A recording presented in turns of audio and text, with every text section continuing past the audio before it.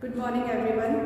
आज का हमारा टॉपिक है अकबर पार्ट सेकंड में अकबर का मुगल साम्राज्य का जो विस्तार है वो हम पढ़ने जा रहे हैं। जैसा कि हम सभी जानते हैं कि संपूर्ण भारत पर जो है जीत हासिल करना, संपूर्ण भारत को विजय करना, यह अकबर का स्वप्न था। और इसी कारण जो है अकबर ने पहली बार राजस्थान को, संपूर्ण राजपूताना को, जो उस वक्त राजपूताना कहलाता था, पर अधिकार के लिए कई सारे युद्ध अभियान किए। और अकबर के समय में ही जो है कंधार को पहली बार मुगल साम्राज्य में मिलाया गया।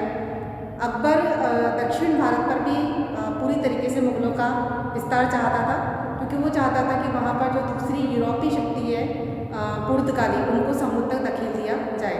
तो इस प्रकार अकबर ने संपूर्ण भारत में जो है मुगल पताका को फहराने के लिए अपने शासनकाल में कई सारे अभियान किए, जिनमें कुछ महत्वपूर्ण अभियानों का अध्ययन हम आज करने जा रहे हैं।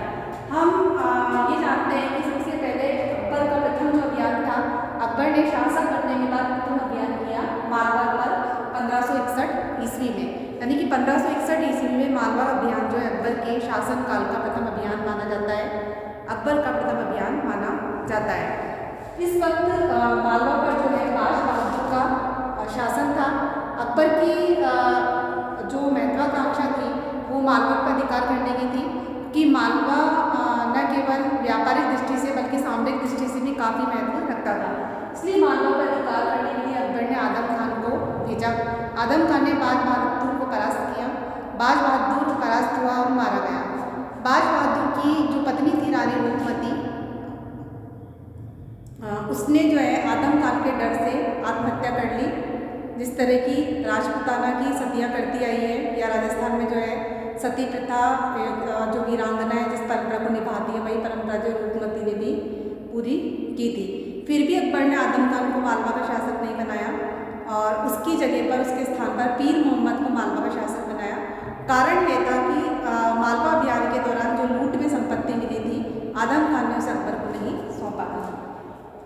1564 ईस्वी में गोंडवाना अभियान जो है अकबर ने किया। गोंडवाना जो है गढ़खंड का हिंदू राज्य था। इसकी राजधानी जबलपुर के पास चौरागढ़ है। अकबर ने नरी के युद्ध में और चौरागढ़ में जो है गोंडवाना के शासक को परास्त किया, और इस प्रकार से जो गोंडवाना भी किसके अधिकार में आ गया, मुगलों के अधिकार में आ गया। जिस वक्त अकबर ने गोंडवाना पर अधिकार किया, उस वक्त जो है गोंडवाना अभियान, उस वक्त जो है महोबा की चंदेल राजकुमारी थी रानी दुर्गावती, वो अपने अल्पवयस्क पुत्र जो कि बालक था वीर नारायण, उसकी संरक्षिका के रूप में शासन कर रही थी। नेक्स्ट हम देखते हैं कि अकबर की तरफ से महत्वपूर्ण मुगल अभियान था कालिंजर का अभियान, और ये जो अभियान था 1569 ईस्वी में किया गया। कालिंजर का शासक रामचंद्र परास्त हुआ और कालिंजर का घेरा सफल हुआ। कालिंजर को किसने मिला दिया गया? मुगल साम्राज्य में मिला दिया गया। गुजरात पर आक्रमण करने के दो कारण थे। अकबर ने गुजरात पर आक्रमण क्यों किया? एक तो ये था कि संपूर्ण मुगल साम्राज्य, संपूर्ण भारत पर मुगल साम्राज्य फैलाने के लिए गुजरात को जीतना बहुत ज़रूरी था, और गुजरात का व्यापारिक और सामरिक दोनों महत्व था। धन संपन्न प्रदेश था गुजरात, और बाद में महत्वपूर्ण मुगल प्रांत भी रहा है। और जो है इन कारणों से, जो इन दोनों कारणों से गुजरात पर आक्रमण किया अकबर ने। प्रथम अभियान 1573 ईस्वी में हुआ अकबर का। इसमें अकबर ने स्वयं आक्रमण नहीं करके स्वयं की तरफ से मिर्जा जी कोका को भेजा। इस समय जो शासक था मोहम्मद शाह तृतीय, मोहम्मद खान तृतीय, वो परास्त हुआ, पर अकबर ने जो है गुजरात पर अधिकार नहीं किया। मुगल साम्राज्य में गुजरात को नहीं मिलाया। 1573 ईस्वी में जब अकबर ने गुजरात अभियान स्वयं किया, उस वक्त जो है जो शासक था उसका नाम क्या है? उसका नाम है मोहम्मद हुसैन मिर्जा। मोहम्मद हुसैन मिर्जा को अकबर ने परास्त किया अंतिम रूप से, और गुजरात जो है किसमें मिला दिया गया? मुगल साम्राज्य में मिला दिया गया था। और इस तरीके से गुजरात जैसा महत्वपूर्ण साम्राज्य गुजरात जैसा महत्वपूर्ण प्रांत मुगल साम्राज्य में सम्मिलित कर लिया गया था। पहली बार गुजरात के अभियान के दौरान ही अकबर ने जो समुद्र को देखा, और इससे जो पुर्तगालियों की बची कुची सत्ता थी वो भी गुजरात से निष्कासित हो गई थी। इस तरीके से गुजरात के बाद जो अगला अभियान बंगाल और बिहार में किया गया 1574 ईस्वी में। बंगाल और बिहार पर जो है कौन शासन कर रहा था? दाऊद खान शासन कर रहा था। दाऊद खान जो है एक अफगान शासक था। हम जानते हैं कि मुगलों का साम्राज्य दिल्ली पर भारत पर स्थापित होने के बाद भी कुछ प्रांतों में जो है अफगान सत्ता शेष रही थी और अफगान सत्ता इस समय बंगाल और बिहार में थी। तो अकबर की तरफ से मुनीर खान ने 1574 ईस्वी में बंगाल और बिहार पर आक्रमण किया, दाऊद खान को परास्त किया और अफगान सत्ता को अंतिम रूप से समाप्त कर दिया था भारत से। 1583 ईस्वी में अकबर का काबुल अभियान हुआ। ये महत्वपूर्ण अभियान है जो कि अकबर की तरफ से किया गया था। मानसिंह और अकबर ने संयुक्त रूप से काबुल पर आक्रमण किया।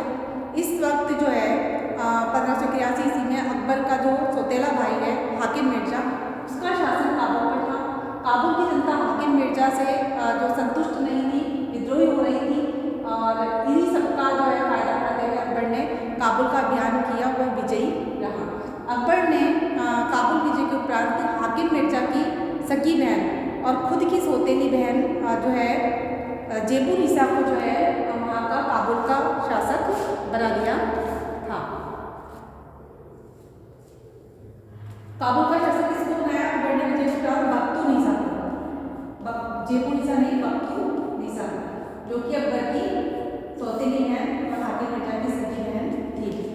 1586 ईस्वी में अकबर ने कश्मीर पर अधिकार किया, क्योंकि कश्मीर भी जो है भारत में एक महत्वपूर्ण स्थान रखता था। उस वक्त हिंदुस्तान में कश्मीर का एक अलग ही महत्व था।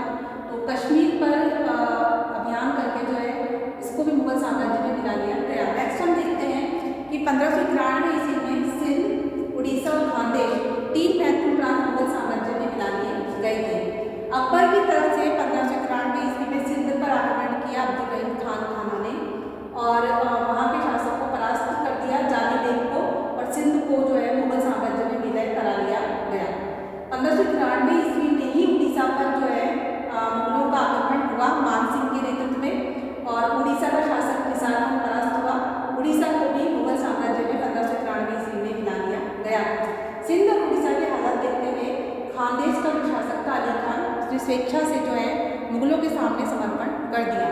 खानदेश दक्षिण में एक महत्वपूर्ण स्थान रखता है, दक्षिण भारत का एक महत्वपूर्ण प्रांत था और इसे जो है दक्षिण का प्रवेश द्वार भी कहा जाता है खानदेश को। फिर अगला हम देखते हैं कि 1595 ईस्वी में भारत से बाहर अभियान हुआ मुगलों का अकबर की तरफ से बलूचिस्तान पर। अकबर की तरफ से बलूचिस्तान पर आक्रमण किया था मीर मासूम ने और वहाँ के अफगान शासक पर ही अफगान को परास्त करके बलूचिस्तान को भी मुगल साम्राज्य में मिला लिया गया। इसी वक्त 1595 ईस्वी में ही बलूचिस्तान के साथ साथ कंधार का घेरा भी डाला गया और कंधार को भी विजित कर लिया गया। ये महत्वपूर्ण विजय थी मुगलों की, क्योंकि पहली बार अकबर के समय कंधार को मुगल साम्राज्य में मिलाया गया था। नेक्स्ट हम जो है देखते हैं कि अकबर ने जो है कहाँ मुगलों की पताका फहराने की कोशिश की। 1597 से 1600 ईस्वी के बीच अहमदनगर को जीतने के प्रयास किए थे मुगलों ने। स्वयं अकबर ने अहमदनगर को जीतने के प्रयास नहीं किए, बल्कि शहजादा मुराद जो है उन्होंने अब्दुल रहीम खान खाना के साथ मिलकर जो है अहमदनगर पे अभियान किया। इस वक्त जो है अहमदनगर पर बहादुर मुर्तजा शाह का शासन था और उनकी जो माता थी चांद बीबी के सर्कल में वो शासन कर रहे थे। तो वो परास्त हुए बहादुर मुर्तजा शाह और उसके बाद मुर्तजा निजाम शाह, उनके पुत्र जो है उन्होंने बरार का प्रदेश मुगलों को सौंप दिया और अहमदनगर पर जो है मुगलों के प्रतिनिधि के रूप में शासन करने लगे। मुगलों का अंतिम अभियान जो माना जाता है असीरगढ़ जो है अकबर का अंतिम अभियान माना जाता है। अकबर के समय अंतिम मुगल अभियान ही अकबर का अंतिम मुगल अभियान असीरगढ़ था। 1601 ईस्वी में असीरगढ़ को विजय कर लिया गया था। कहा जाता है कि असीरगढ़ को अकबर ने सोने की चाबी से खोला, यानी कि किलेदार को रिश्वत देकर जो है किले में प्रवेश किया गया और कुछ भी हो किले को जीत लिया गया। अकबर ने असीरगढ़ को जीतने के बाद इसका नाम क्या रखा? धनदेश रखा। इन्हीं विजयों के बीच में हम देखते हैं अकबर के नियुक्त अभियानों के बीच में हम देखते हैं कि राजपूताना में जो अभियान किए गए अकबर के बहुत ही महत्वपूर्ण रहे, क्योंकि अभी तक जो हम देखते हैं कि मुगल साम्राज्य की स्थापना हो चुकी थी, किंतु मेवाड़ जो है मुगलों की पकड़ से मुगल साम्राज्य को अधूरा माना और मेवाड़ विजय के जो है अभियान शुरू कर दिए। राजपूताना पर आक्रमण शुरू कर दिए। मेवाड़ के अलावा भी आमेर है, मेड़ता है, इन पर भी अधिकार के लिए जो अभियान किया गया अकबर की तरफ से। सर्वप्रथम देखते हैं कि मेवाड़ में कौन सा प्रांत था, कौन सा राजपूत रियासत थी जो अकबर के मुगल साम्राज्य में मिलाई गई या अकबर के अधीनस्थ बनी, मुगलों के अधीनस्थ बनी, वो है आमेर। 1562 ईस्वी में जब अकबर की यात्रा हुई, ख्वाजा मोइनुद्दीन चिश्ती की दरगाह की यात्रा के लिए जब अकबर राजपूताना आए, तभी भारमल ने मार्ग में अकबर से भेंट की और अकबर की तरफ मित्रता का प्रस्ताव रखते हुए अपनी पुत्री हरकाबाई का विवाह जो है आमेर के शासक भारमल ने अकबर से तय किया। सांबर में विवाह किया गया। भारमल की पुत्री जो है, भारमल को बिहारी मल भी कहा जाता है, उनकी पुत्री का विवाह जो है अकबर के साथ कर दिया गया। और इसी वक्त जो है मेड़ता पर 1562 ईस्वी में ही मेड़ता पर अकबर की तरफ से जो उनके प्रतिनिधि सेनानायक सरफुद्दीन ने मेड़ता पर आक्रमण किया। मेड़ता के शासक जयमल परास्त हुए और मेड़ता को भी मुगल साम्राज्य में सम्मिलित कर लिया गया। अकबर के महत्वपूर्ण अभियानों में सबसे महत्वपूर्ण है जो अकबर के लिए ताजीवन सिरदर्द रहा, मेवाड़ अभियान या फिर चित्तौड़ अभियान। 1567-68 ईस्वी में अकबर ने मेवाड़ पर अभियान किया। इस समय जो शासक थे वो उदय सिंह थे, मेवाड़ी शासक उदय सिंह थे, सिसोदिया शासक उदय सिंह थे। और जयमल और जो फत्ता है, वीर सेनानायक थे उदय सिंह के। हालांकि उदय सिंह परास्त हुए और जयमल फत्ता जो है इस अकबर के प्रथम चित्तौड़ मेवाड़ अभियान के समय इतनी वीरता से लड़े और लड़ते हुए वीरगति को प्राप्त हुए कि अकबर स्वयं दुश्मन होते हुए इनकी वीरता से बहुत प्रभावित हुआ। यही कारण है उनके सम्मान में अकबर ने आगरा के किले में जो है जयमल फत्ता की संगमरमर की मूर्तियाँ स्थापित करवाई। हालांकि 1767-68 ईस्वी में जो है उदय सिंह परास्त हो गए थे। उन्होंने चित्तौड़ तो छोड़ दिया था, अकबर ने चित्तौड़ जरूर जीत लिया था पर संपूर्ण मेवाड़ नहीं जीता था। इसलिए उदय सिंह ने चित्तौड़ छोड़ दिया और नए स्थान पर जाकर उदयपुर नगर की स्थापना की। मुगलों से संघर्ष उन्होंने जारी रखा। उदय सिंह ने जो है अकबर से पराजित होने के बाद भी जो है संघर्ष जारी रखा। यही कारण है कि जो है अकबर ने भारमल, टोडरमल आदि को उदय सिंह से समझौता करने के लिए भेजा और उदय सिंह ने जो इसे स्वीकार नहीं किया। इसी बीच जो है 1573 ईस्वी में उदय सिंह की मृत्यु हो गई और उनके पुत्र महाराणा प्रताप शासक बने। महाराणा प्रताप को जो है राजपूती आन शान के लिए बहुत ही इज्जत, सम्मान और प्रतिष्ठा के साथ याद किया जाता है। उन्होंने अपने पिता की जो है नीति को जारी रखा। महाराणा प्रताप ने उदय सिंह की नीति को जारी रखा, मेवाड़ी जो राजपूती परंपरा को जारी रखा और अकबर के सामने न केवल शुरुआत में बल्कि मरते दम तक जो है घुटने नहीं टेके।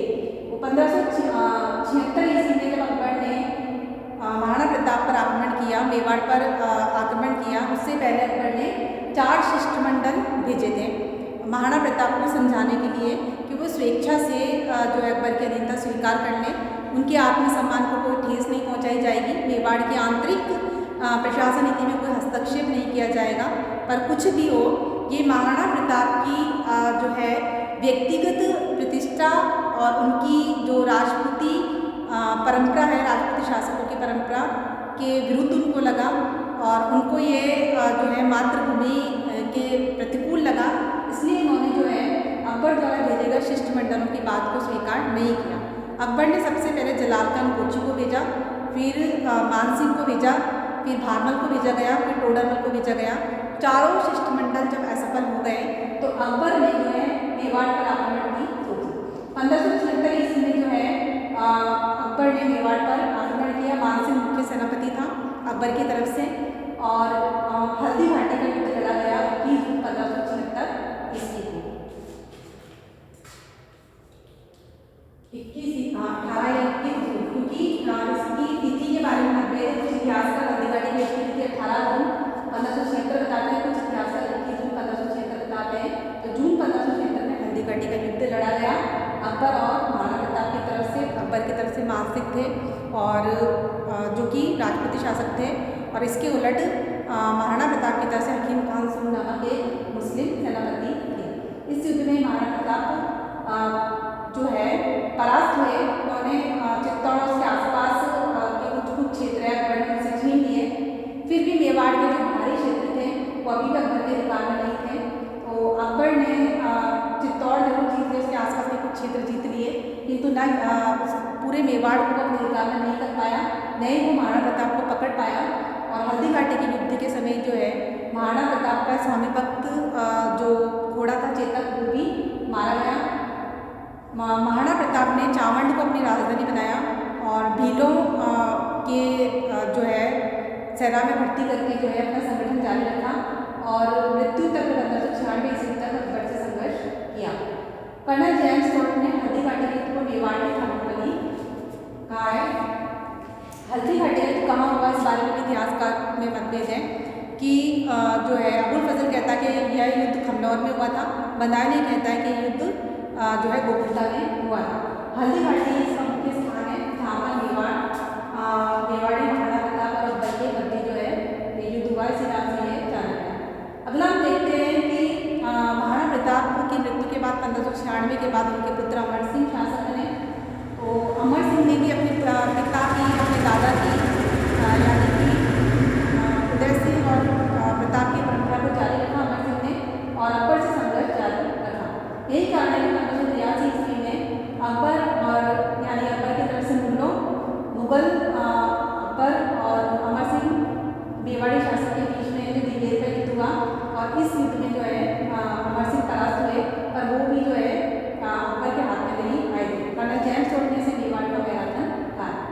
इस तरीके से जो है अकबर ने संपूर्ण राष्ट्रपुताना पर भी अधिकार कर लिया था। अपने साम्राज्य विस्तार की नीति के तहत, मुगल साम्राज्य विस्तार की नीति के तहत महत्वपूर्ण युद्धों में अकबर स्वयं नेतृत्व करता था और कई युद्धों में उसकी तरफ से उसकी जो है विश्वासपात्र सेनानायक नेतृत्व करते थे।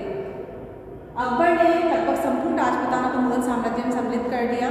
कुछ को युद्ध के द्वारा मुगल साम्राज्य में सम्मिलित कर लिया गया। कुछ शासकों ने जैसे बीकानेर है और आमेर है, उन्होंने स्वेच्छा से विवाह संबंधों द्वारा मुगलों के अधीनता स्वीकार कर ली। एकमात्र चित्तौड़ मेवाड़ ही ऐसा था जो है अकबर के अधिकार में नहीं आया था पूरी तरीके से। अकबर स्वयं महान मुगल शासक था, फिर भी वो जो है मेवाड़ी आन बान और शान जो राजपूती परंपरा उसका सम्मान करता था।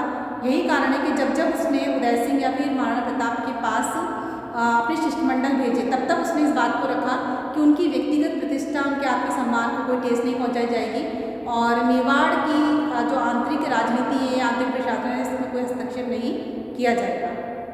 इस तरह से हम देखते हैं कि साम्राज्य विस्तार की नीति के द्वारा अकबर ने मुगल साम्राज्य को सुदृढ़ करने में, विस्तारित करने में महत्वपूर्ण योगदान दिया। धन्यवाद।